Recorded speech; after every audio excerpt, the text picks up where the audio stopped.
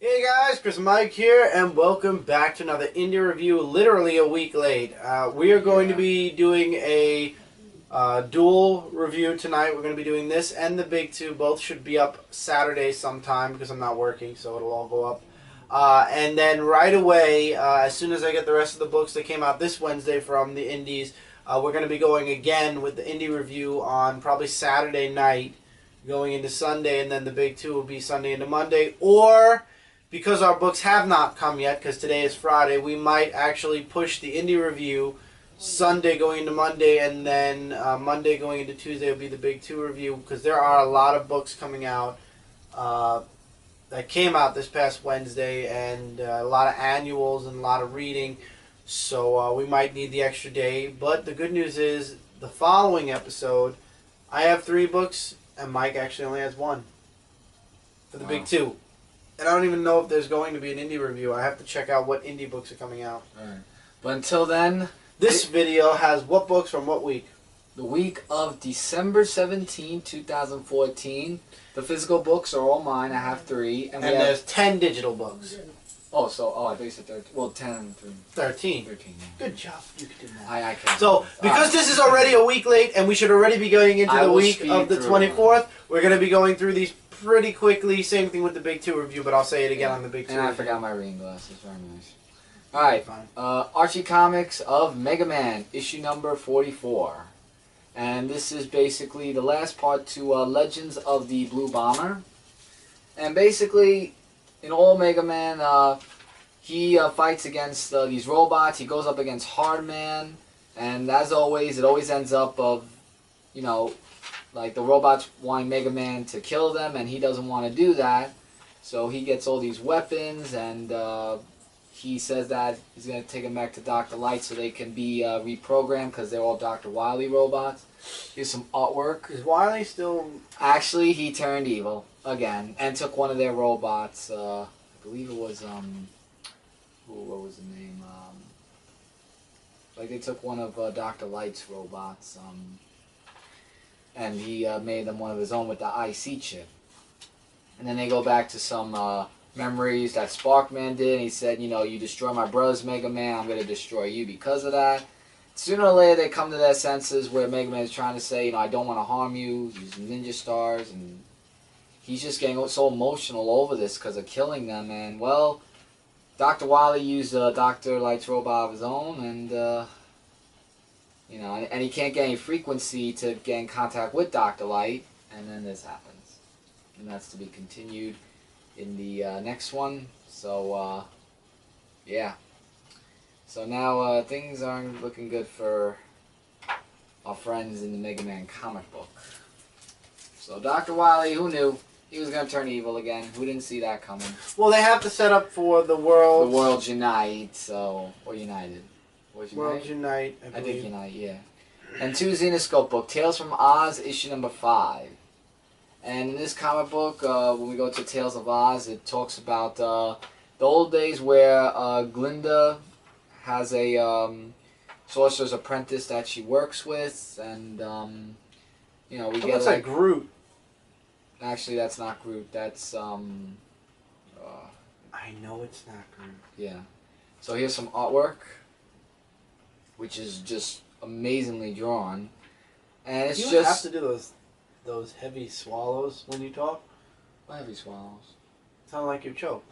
I didn't. Okay. So these 3 people are going to be apprentices, and then we get introduced to new characters. And I actually like their little bio about them. Oh, never mind. No, that's Dan from here. And we learn a little bit more about them, along with Glinda's side of the story. And it's really just teaching the new apprentices. I love this splash page, by the way.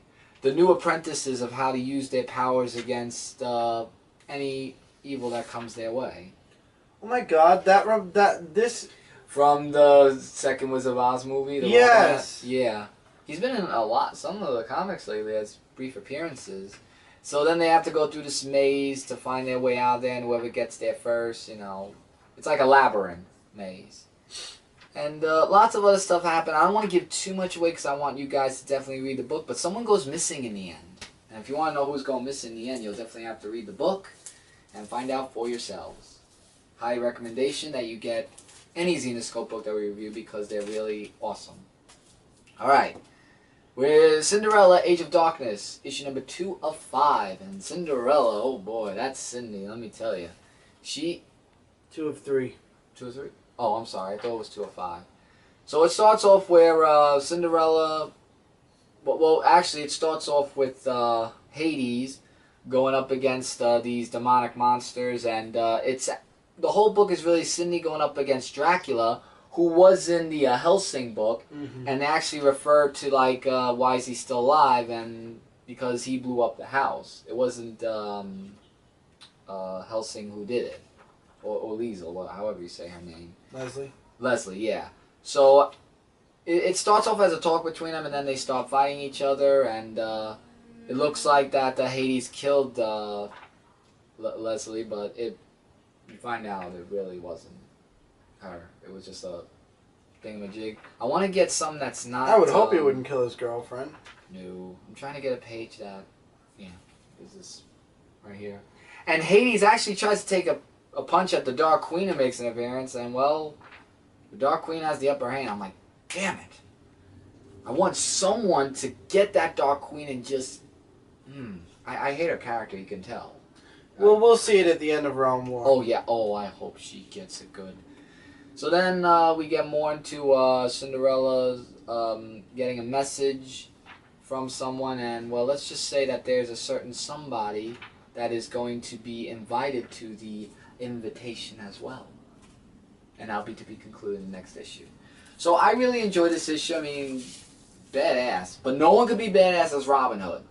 End of story. And Robin Hood could beat Cinderella any day, in my opinion. Awesome book.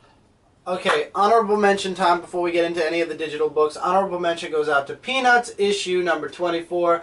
Just like Garfield, my guilty pleasure. I love reading this comic each and every week. It has extras in it. It has some of the reprints of older comic strips. Yeah. Love it. The artwork is very classic. The stories are very good. And I would definitely recommend it. See, they don't change their artwork. Why does Garfield do that? I don't know.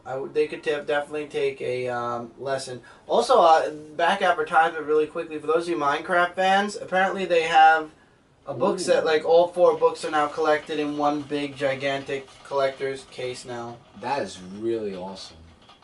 If you're a huge Minecraft fan, I would definitely I just say recommend it's it. awesome. Alright, well that was our only Boom book. So now we're going into Dynamite. Yeah, and this is a one-shot of Flash Gordon. Well, one-shot, yeah.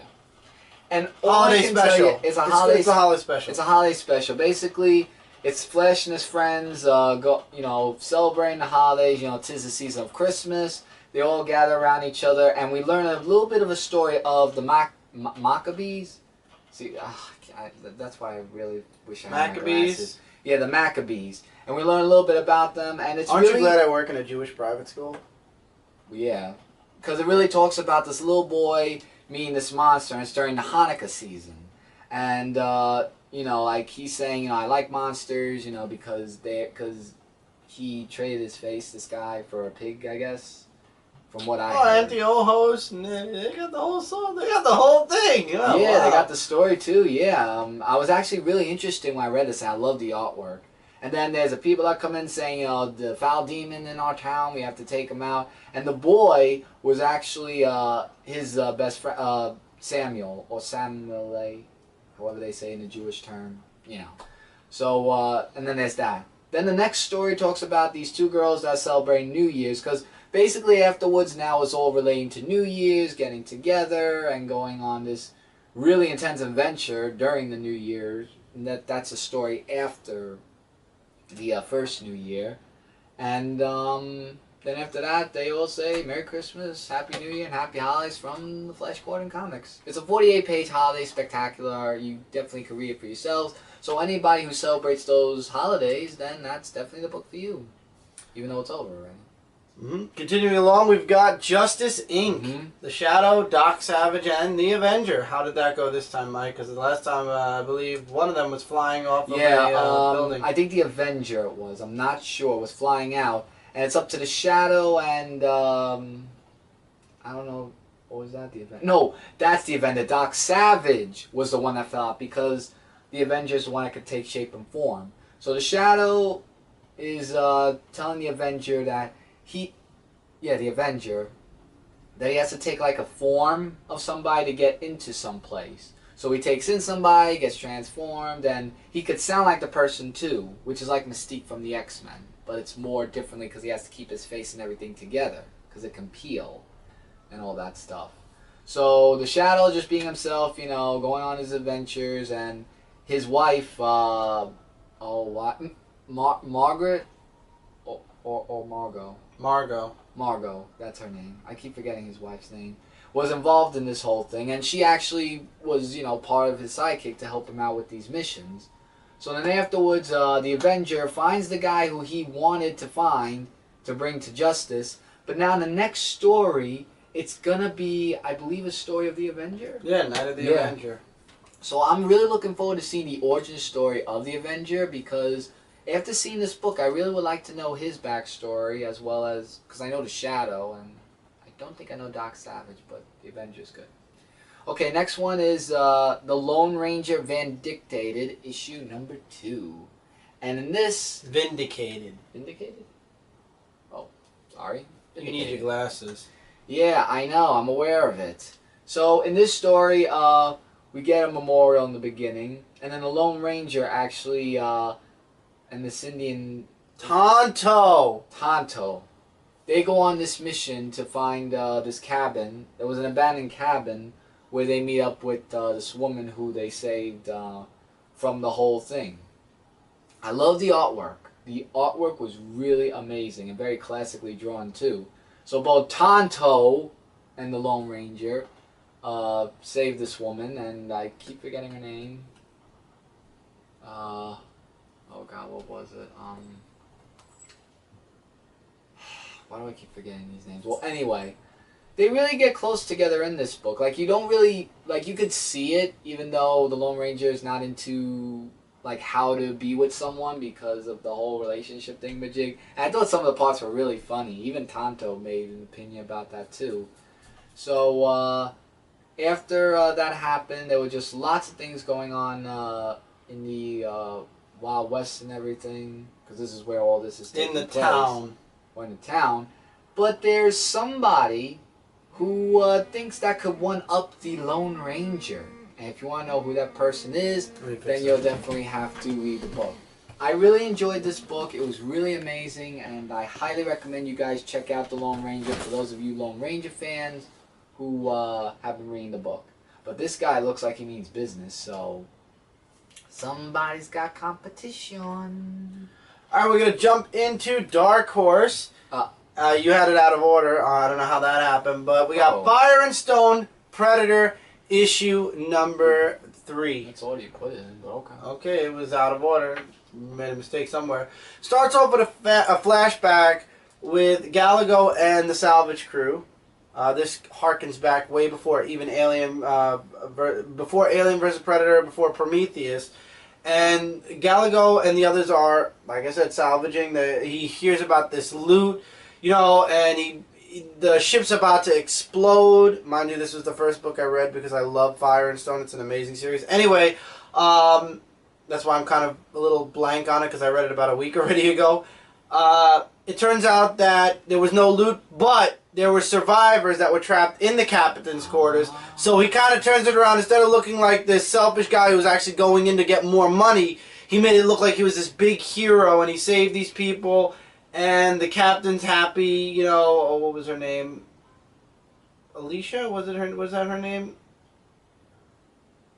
Well, whatever her name was, it then jumps back into right? These names. The present day, where you have the Predator and Galago. Angela is her name. Okay. And we saw in the end of the last issue of Predator that he came face to face with Angela and the last 2 survivors. So there's only 3 survivors left on LV-223. And he actually stops the Predator from attacking Angela and the others. And then Angela proceeds to punch him in the face because of what he did at the end of Prometheus Fire and Stone, where he basically left them to die on the planet in order to save his own skin. Right. And he tries to apologize. You know, he explains what happened. and said if she was in the position, she'd do the same thing. Then he mentions what the Predator wants, and she said she saw the engineer, that he's been cleaning up the planet, killing all the aliens and anything else that's in his way. So they've been avoiding him. The aliens don't go to the cave. The engineer doesn't go to the cave. She offers Galago the night to sleep, but then after that, she never wants to see him again. I have a feeling she's going to try to escape LBG. Oh, of course. I just get this. You could see that with a blink feeling. of an eye. But he's the only one he claims that could pilot the ship. So maybe Galago and Angela will find a way to mend fences and leave together. I don't know yet. But I know this isn't going to end until February because there's a big one-shot finale. So anyway, next morning, him and the Predator go out looking for the engineer. Long story short, after some back and forth, you see Galago starting to bond with the Predator sort of throughout this entire book. Finally, the Predator shows some good faith and actually gives Galago back the gun that he found, the engineer's gun. And it basically concludes with the Predator and Galago coming face to face with the engineer. To be concluded. With Predator versus engineer. Yep. Wow. Huh. And now we're going into IDW. Really quickly, guys, I'm going to jump into... Well, first let's do Godzilla Rulers of Earth, issue number... I believe it's 19. Sorry, it was a little small. I'm really enjoying the story. This time it focuses on the twins. It focuses on Godzilla. It focuses on Mothra, the island, the little twins that are the guardians of Mothra. A couple of flashbacks, lots of action, lots of Godzilla monsters. Godzilla ends up fighting the monster that dropped him in the pit in the previous issue. The Moth? The Moth one. I forgot his name already. He wins, but then it turns out that the aliens unleash the what do they call it? Trilopods. And that's basically where the book ends. And again, guys, I love Godzilla. I really do. I enjoy reading it, but I do read it more at a leisurely pace. So that's kind of why it's harder for me to review a Godzilla book, because I enjoy reading it for the artwork, which is spectacular. The story is important to me, but I love the monster fights. That's the one thing I think we all love the most about Godzilla is the monster fights. Maybe it's just me. I like that the story's there. It's like the glue that keeps all the bits and pieces together. But to me, I just want to see more Godzilla. It's a Godzilla comic. Yeah, I don't care about the people surrounding Godzilla as much as I care about seeing Godzilla, period. Yeah, and that's there. And that's what leads me to this book, and I'm kind of sad because Cullen Bunn wrote it.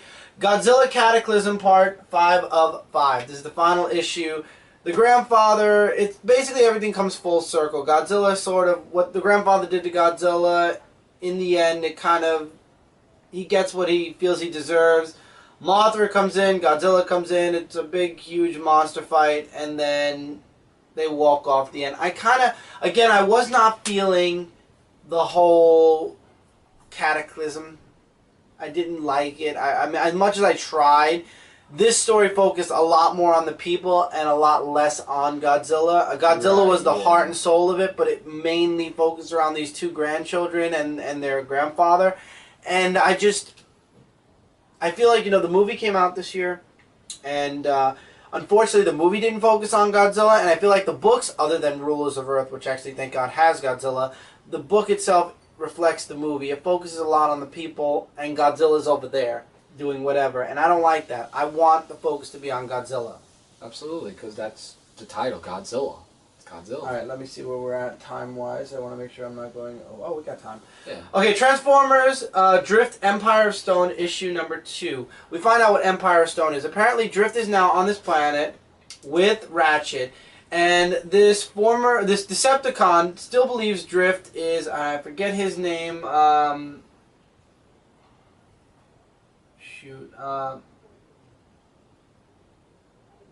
Deadlock.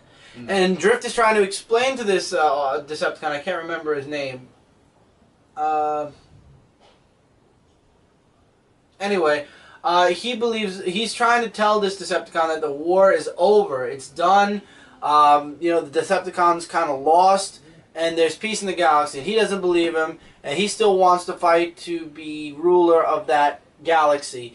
And in order to do that, he knows that Drift knew of the stone warriors that were in this temple, and that's why this Decepticon stayed here. Gigatron is his name. And he wants Drift to help him bring to life the stone soldiers. And we find out that, what was this person's name? Another, too many Decepticons. I don't think there's a recap at the bottom, is there? No, there's no. This is the one thing with this being so many freaking. There's just so many names, you can't remember all of them. You know, it's really just... Yeah, there's too many, but it turns out that they get imprisoned, and one of Gigatron's followers, Hellbat. It turns out Hellbat found the Stone Warriors, and he has his own plans for the Stone Warriors, and that's what Drift and Ratchet find out by the end of this book. Lots happen in between. I'm really enjoying the Drift miniseries. It's really going very well. We now go into Transformers More Than Meets the Eyes, issue number 36, and pretty much, as always, still working with that heavy dialogue, which makes this book one of the last books I read on purpose. So it's like a Thor comic. But it basically turns out that, oh, geez, please tell me there's a roster, and there probably is not. There is not.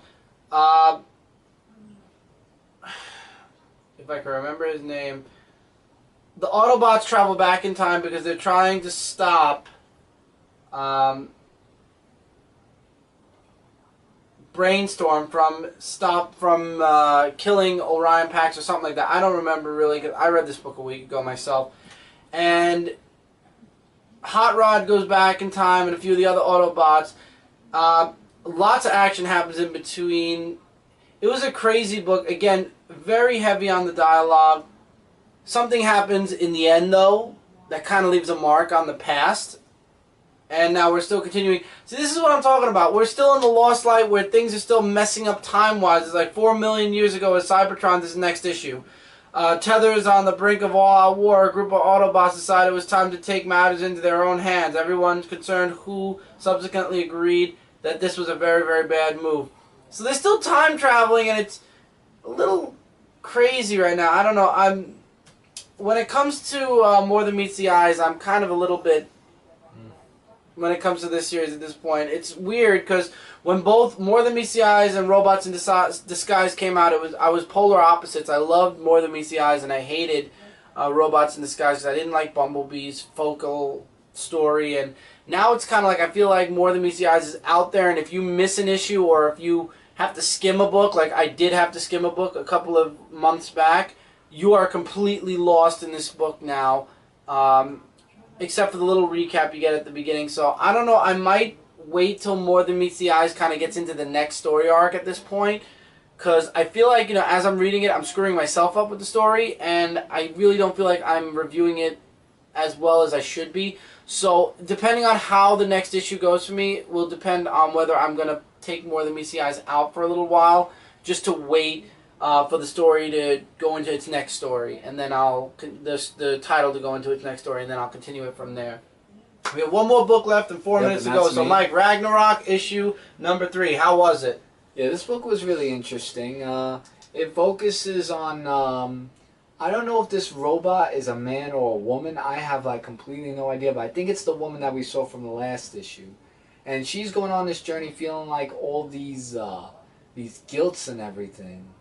From what I read, and she goes like on these adventures, embarking on her journey, and meanwhile goes back to the child and the husband, I believe, and you get a little bit of the scenery there. Artwork is drawn very dark, actually. I like the artwork. No, I like it, but it's the scenery is dark, I meant to say. Isn't that Thor? No. I would think that's Thor. What, that character? Mm-hmm. No, that's the main character. Okay.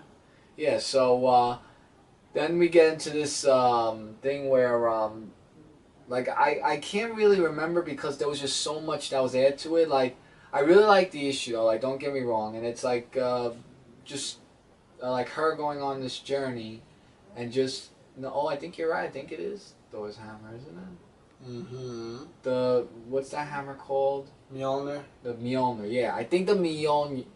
I can't. Mjolnir. I think I'm saying it right. But yeah, that was technically part of the book, but it's basically the main character that's using it, not the god of what? Can't say Mjolnir. Mjolnir. I mean, I don't really say these Greek mythology things. I mean, I've studied them. Anyway. But yeah, great book. Definitely check it out. Alright guys, that's it for this indie review. I'm sorry guys that this was late. We're going to try to get the Big 2 review as quickly as this review. We're going to try to do the Big 2 review. This way we can get both videos up at once, but at least this video will go up pretty quickly. And like I said, hopefully Big 2 will go up as well as quickly. Yeah. So until the next video, guys, as always, feel free to leave comments below. Likes, dislikes, agree, disagree, recommendations. We love hearing all of those, and we'll reply to your guys' comments in the comments below as soon as the holiday season eases up on us or ends, which is, what, one more week? One more week. As always, don't forget to check out Comic Related, Comic Frontline, Zone 4 Podcast, and Frontline Gaming Zone, especially Frontline Gaming Zone, because we're going to be building that channel up in the coming year. Together, we are your #1 source for comic-related news, reviews, and a whole bunch more. And until next time, everybody, take care, keep reading, keep collecting, and we'll see you guys, literally, really soon, in the next review. Later, everybody.